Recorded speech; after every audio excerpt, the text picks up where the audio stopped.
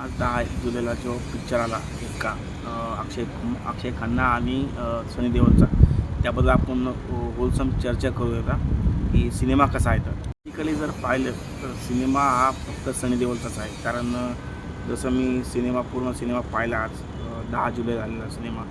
तर सिनेमामध्ये असं आहे की जसं धुरंधरमध्ये कॅरेक्टर सोडलं अक्षय खन्नानं, त्याच टाईप त्यांनी ॲक्टिंग केलेली. म्हणजे त्यामध्ये एवढं काही खास पात्र त्यांचं नाही आहे अक्षय खन्नाचं. पण जे बॅक रिसेंटली पिक्चर आले त्यांचे, जसं की छावामध्ये औरंगजेब, आणि परत अजून कोणता पिक्चर आला धुरंधरमध्ये पण त्यांनी खूप भारी छाप सोडली.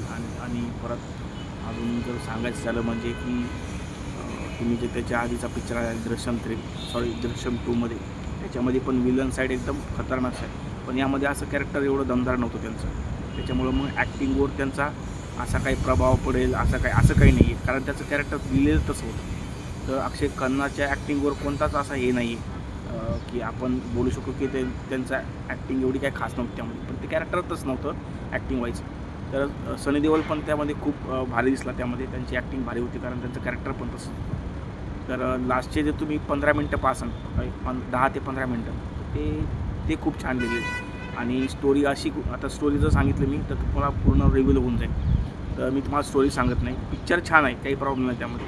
पिक्चर छान आहे. नेटफ्लिक्सला आलात तर छानच असणार पिक्चर, काही प्रॉब्लेम नाही त्यामध्ये. पण तुम्ही जर बघसाल तर तितकंच सॅटिस्फाय नाही होणार. कारण पिक्चरचं नाव जरी एक इक्का असलं तरी ते इतकं काही त्याच्यावर सूट नाही झालं त्या पिक्चरवरून. तर तुम्ही बघू शकता, त्याच्यावर नेटफ्लिक्सवर पिक्चर आहे.